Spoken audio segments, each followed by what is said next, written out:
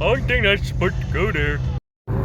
You know, because I'm pretty sure that's supposed to say something. I'm pretty sure that has numbers on it, sir. Or ma'am. Sinking in 3, 2, 1. Synced.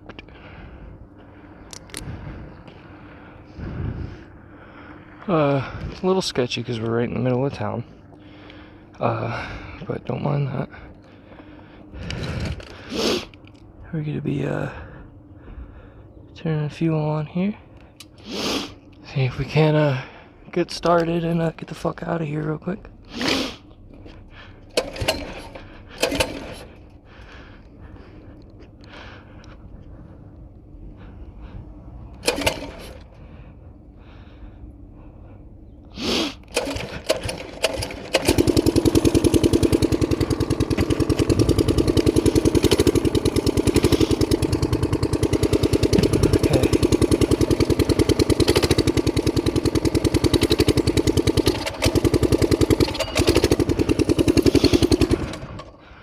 Well, shit. I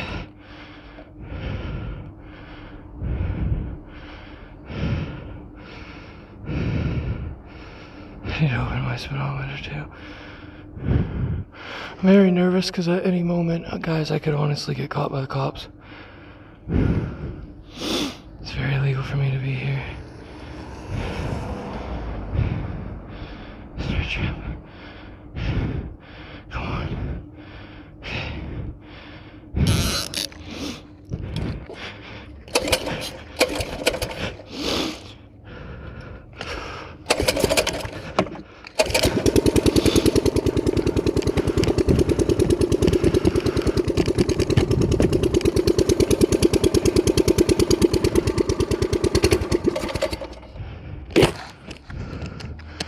Be easy with what I'm doing.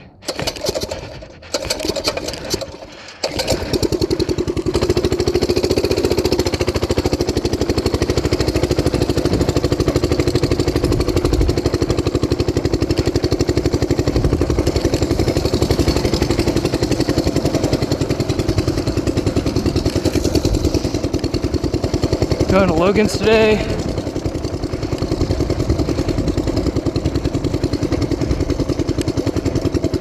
My brakes are terrible.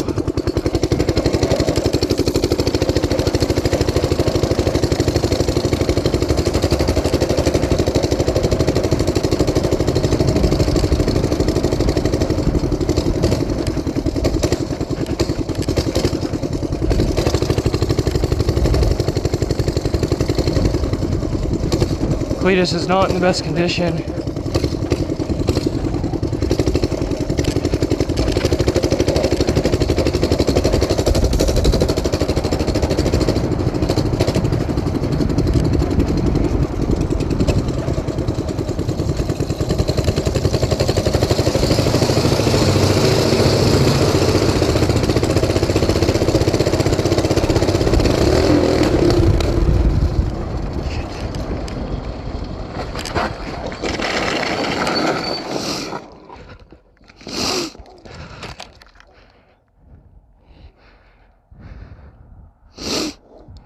Nope, not doing it. Going back home. I'm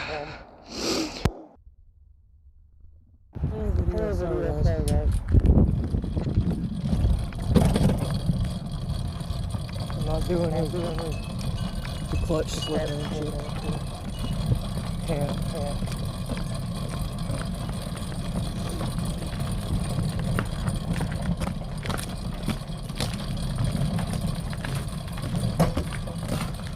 Try to figure out how to fix it. I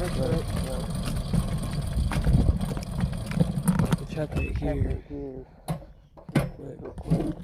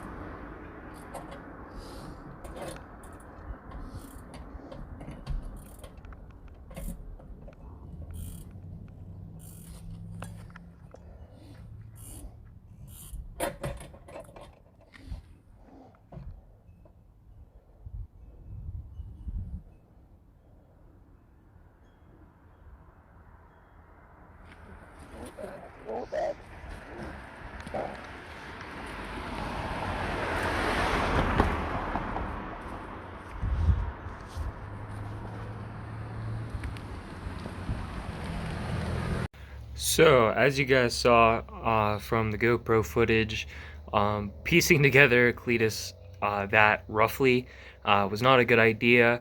We had the chain popping problem again, so I decided to call it quits before we ended up ruining another motor, especially the racing motor, because it's the only running motor we have right now out of the 1, 2, 3, 4 that we have. So currently, didn't even get to show you guys this yet, I am in our new shop. Now, I know it doesn't look too pretty, but we're set up here. Got the 750 parts, handlebars, extra pieces laying up there, wheels, everything's organized, clutch parts, sprockets, carburetor, exhaust, random, all the tools that I have right now, which is not a lot, as you can tell. And then we have motors back there. We have the new gas tank sitting there. It's a little rusty, which is sad. I don't want it to be rusty, but I can't get paint right now, so we are moving in somewhere new. We're not moved in yet, but we stay out here quite frequently, so I have access to the shed. We got some chains hooked up for a engine hoist slash bike hoist. We have Clio up right now. As you can see, there's very little clearance between the old locking mechanism and the sprocket. It will not hit, thank God, no matter what. We have wheel spacers that give it basically no room to jiggle back and forth, no matter how much it would want to. So I had to take the locking mechanism off. This locking mechanism is just this spacer here that bolts on the outside of the brake. Roughly in like that area, well, somewhere on here. The cable runs through there, etc., etc. But I had to take it off in order to get it to fit in here.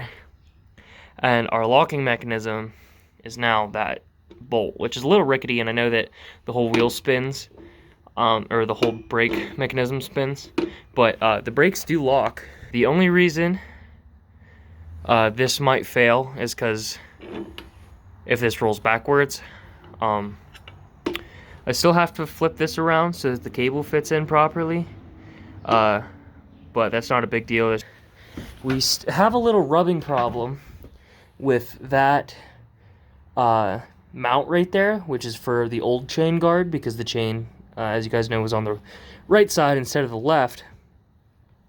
But so the tread hits it, I think the power of the motor will just pull that through, and the tread's just going to wear out a little bit right there. But these are just temporary wheels. Eventually, I have a whole new idea for wheels, and I wanted to save this for when I got them, but since Amazon sent me the wrong wheels, I guess I'm just going to spoil it. We're turning Clio into I honestly think it might be the world's first Predator 212 powered supermoto. Okay, so right now all I'm doing is switching out this lever. It's very easy to do. I'm not replacing it, I'm just flipping it so that this half moon shape is on the other side, and our little nipple can fit inside of that of our brake cable. But so all you have to do to remove that, same thing with shift levers and foot brake levers, is you just remove one bolt and you just put something in between it and the hub and kind of pull it apart. Sometimes you have to wedge something in that little crevice to get it to spread open, but other than that, it's pretty easy. So I'm just going to do that real quick, get it flipped, and then we're going to put the handlebars on next, I think. I think the brake pads might be a little too worn down. They were working fine before, but now I don't think they are. But we'll see how it goes. If it goes well, it goes well. If it doesn't, it doesn't. But only time will tell. Alright guys, so after multiple hours of configuring, I rigged up a little mount here, tried to run it a really awkward way. Now obviously I would never try to run a brake line like this on any normal bike, but I was trying to use the brake line off the mini bike because it was long enough to go from my handlebars to the back wheel, but I can't get it into a position where it's straight enough that it's not going to get caught up in the wheel, just because of how long it is and where it's coming from. It's a beautiful 60-degree day out. It's been a couple days since I recorded the last clip of this video because it was just snowing. This is the new place, by the way, guys. We're building a mini shop in that little room right there, where Cleo would be parked when she's finished. But right now, this is like this is going to be our storage place. This is where all the extra parts are going to be, where the go-kart's going to be, where our kayaks are going to be. All that stuff, all the fun stuff that we use for the videos is going to be stored out here. And then all of the main pieces and main parts that are for whatever main bike we're running be parked in there, and all of its parts will be in there. And it's going to be pretty dope. It's going to be probably another week or two till we get set up in there, but a little bungee cord up there. I don't know if you guys can see it. So we're going to keep trying to see if we can get these brakes to work. I think the pads might be worn down too much. If they are, I think these front brake pads, I know they look like hell, but I think these ones might be better. So I might have to try to take this back wheel off again, which I didn't record me putting it back on. But taking it off and putting it on is a pain in the fucking ass. But I'm either going to try to take the back wheel off and replace the pads with the front brake pads, or I'm going to try to fix the front brakes like I did the back brakes. And then just use the front brakes until we can get some new pads ordered. This is a vintage, it's a 1971 OSA Pioneer 250. It's a Spanish company that makes these. And it's pretty hard to find parts for old bikes like that. If you guys were fans of the channel, back before we got the JJ Moto revamp, we had the Yamaha DT175. That was also set up pretty similarly, and it was a pain in the ass to get parts for it, which is why we ended up selling it, because we just didn't have the money or the resources to get the parts that we need. This one, on the other hand, is actually a lot easier for me to find parts for, which is surprising. I mean, now if I still had my 175, I could find parts for it, but I don't. Back when I had it, though, it was like impossible to find parts. But I can find the parts for these. It's just the the websites that I need to get them from are a little sketchy. The only one that isn't that sketchy is eBay. Previously in the past, when I've used eBay, I've just had bad experiences. So if I have to use eBay to order brake pads for this bike, I will, so we can have front and rear brakes. If not, if I can use a different website, I'll just use a different website. So I'm pretty sure these are leaking fluid, but I'm not super concerned about it because it's a junk frame. They still hold up, so as long as the tire doesn't touch anything it's not supposed to, I'm not worried about it. But these are adjustable, so I'm gonna see about maybe getting this rear end to sit a little higher. Just because I do plan, like, I know this looks like a pretty small seat, but it is big enough for 2 people to sit comfortably as well. So that is the plan with this bike, to have 2 people, and it also be a stunt bike. So I think I want the suspension to be a little taller, a little stiffer. So we'll see if we can do that. I don't know how bad these shocks are. If they're really bad, I'm just going to leave them how they are and run them stock. If they're not too bad, then I'll adjust them. I do plan on replacing them eventually, but that's a further video. I think what I'm going to do is try to get these front brakes working first, get the front hub moving freely, and if we can get that working, then we'll just put the front brakes back in, because whoever rode this bike when it was stock, when it was original, they did not use their front brakes nearly enough compared to the back. It is way too hard to get this back wheel off, so if we can get the front working, that would be the best thing to do. I actually think I'm going to take it down off of the hoist and get it spun around so that I can I don't have to worry about working near the bench over there. I can work out in the doorway with some more light and stuff like that. The trusty dusty motorcycle stand.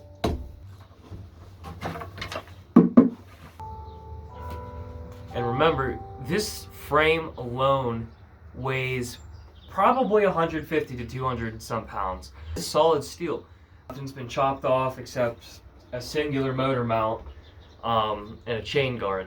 So this is still basically sitting at its original stock weight without the motor and the body panels. So it's heavy, and it's sitting about 3.5 foot off the ground. I'm gonna try to lower it down section by section until it touches the bucket. Then I'll take the chains off, and then I should be able to just wheel this backwards, turn it around, and get it back up here.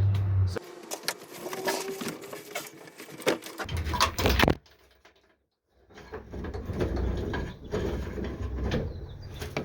oh, Jesus.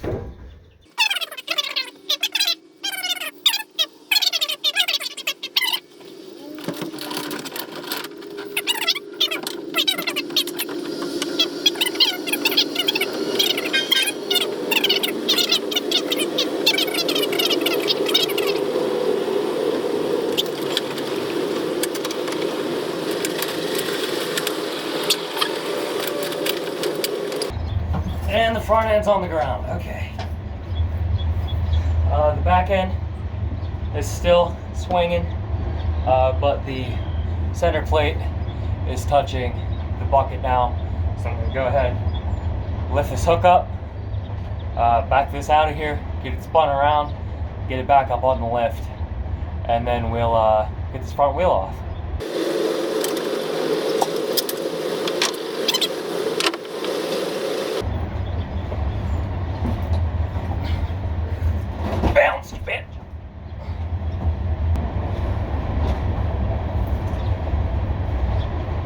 Okay, now that we have it on the ground, we're going to make sure that our handlebars are at a comfortable position now so that we don't have to do it later. Now, the pegs are very small on this.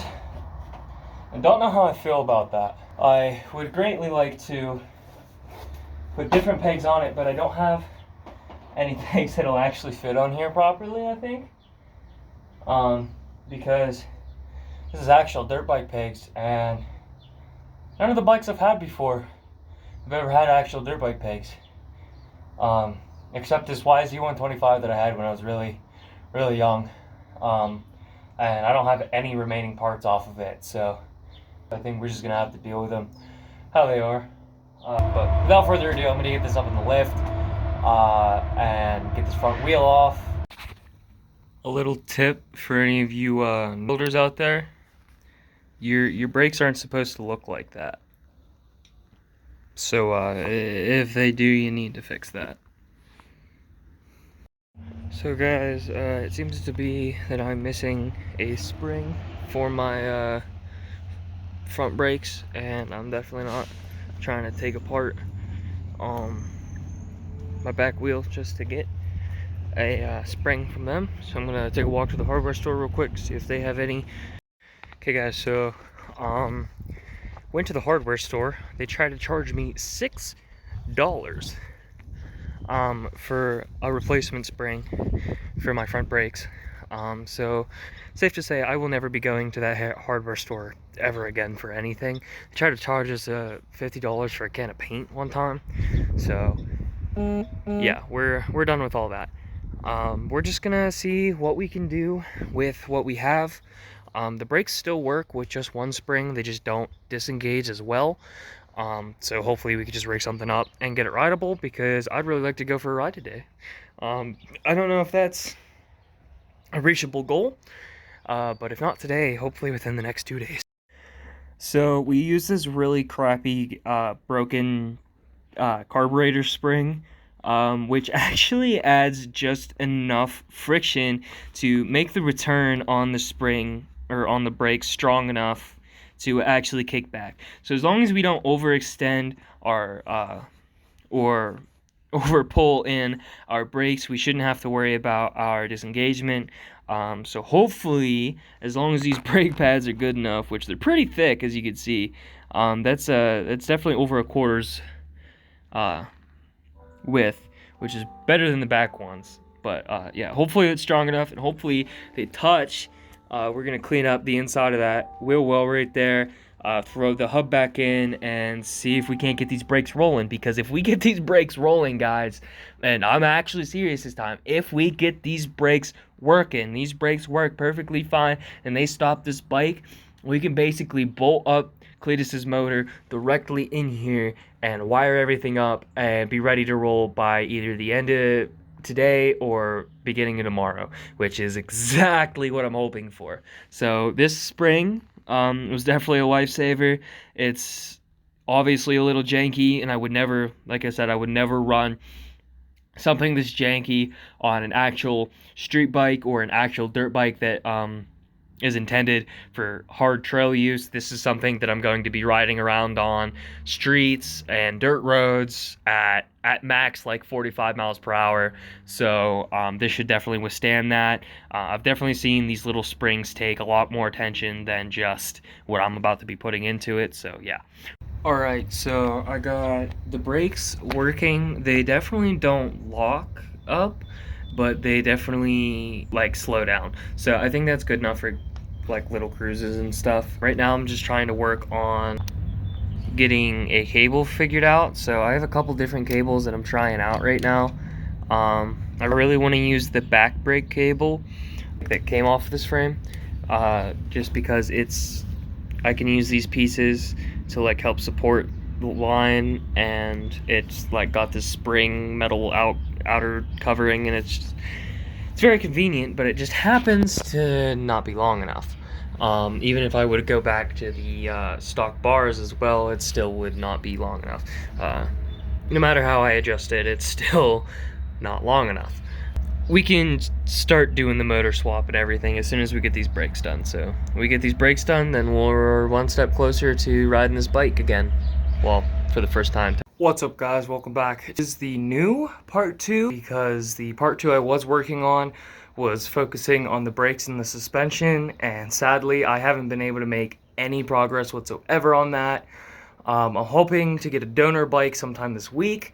Right now though, I figured it'd be best trying to get the rest of the bike put together, and we're actually going to see if we can take it for a little putt today. That's the goal. So we're going to see about getting that motor mounted up in here. We have it sitting outside because it's beautiful. We basically have everything to get this running, going, and everything. It's just a matter of we don't have anything to stop us. So that's what I've been worried about, and that's why I've been postponing the, I guess, the rest of the project. So having said that, like I said, hopefully we get the donor bike. If we get the donor bike, then I'm not worried about it. We'll have brakes, we'll have new wheels, better tires that aren't dry rotted, and overall we'll just be in a much better position. So like I said, today Since we the motor completely out, I just unhooked the I don't even know where I put it. Oh, here it is. I just unhooked the long kill switch, the handlebar kill switch, from the ground, so it's just back to the stock kill switch for right now. Before we can actually take this for a ride or anything, I really need to switch the pull cord out to the old cable, because this cable's too short, but this housing is in better condition than the stock housing. So, we'll probably do that last, because that's not a super big deal. That's just so we can get it started, and we can get it started with a short cord. It's just a pain in the ass. Yeah, so basically what we're going to do is we have two different plates of metal. I have to find the other one as well because I misplaced it, but we have this thick piece of diamond plate, steel, and then we have, oh, there it is, this thin plate of just standard, I'm not sure what gauge it is, but just some pretty standard steel. A little rusty, but so this is going to be like a giant washer. This is going to go up on the bottom of the bike, underneath the motor, run the bolts straight up. That is where they'll come through this plate and then bolt right up into the motor. So we'll have three different levels of protection. We'll have a bottom layer covering all these holes, going to prevent, depending on how much torque we end up giving this motor, it'll prevent the bolts from pulling up through this, because I'm not sure what this is. I don't know if it's aluminum. That's what the first plate's there for, and then the second plate is going to be up here for leveling. It's going to keep the engine flat. It is also going to give it a more sturdy base to sit on, because we're just going to rely on the strength of these bolts to hopefully keep our engine attached to the bike. Now, other than that, we just have to basically just line it up so that the clutch lines up properly with the sprocket, so that the chain will go straight. We have to get the gas tank securely mounted. We use this styrofoam here from the box that we actually got the seat out of, to give it some more girth to the frame, because we have an actual motorcycle tank we're putting on this, and this is not an actual motorcycle. It's a little 250 enduro dirt bike. So yeah, we're gonna find a way to make this more sturdy, to where this doesn't move around, and then we're gonna find a way to actually hold the gas tank in place, because there's no bolts or anything that can mount it. It's supposed to just sit on like little pegs, which this frame obviously does not come with that, because it wasn't set up for that kind of tank. Other than that, that's basically all we need to get this thing running. I do have some little modifications I'd like to do. I'd like to take off those BMX pegs there and mount them up here on the back. I think I'm gonna move this. I'm gonna fold this out and let this seat sink in more. So I've been trying to kind of mock it up just so I can see where it needs to be before I start mounting everything in place. Ran into this really big problem where this plate won't line up with the engine where it needs to be on here. We try to get this engine in here, try to get it lined up, and then yeah, go from there. Alright guys, so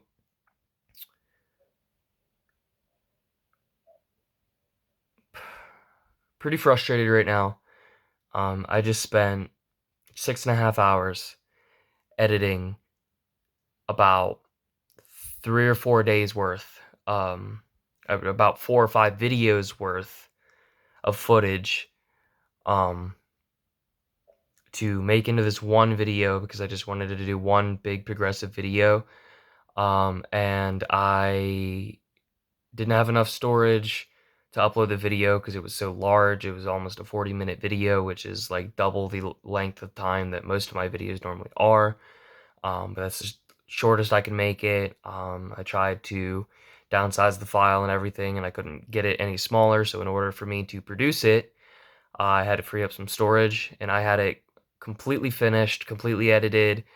I had everything in there, from sound effects to the intro to the outro, to transitions and cuts. Like, I had it the whole 9 yards done. And when I went to clear some storage, I must have cleared the files that the clips were saved onto because they are nowhere to be found. Even my backup is cleared. So having said that, as much as I would like to tell you what happened in the rest of the video, I don't even remember because it was so much footage that I had to go through. And like I said, I've been sitting here for about 6.5 hours trying to get it all done. So I hope you guys enjoyed the video nonetheless. If you did, make sure to leave a like. See you guys in the next one.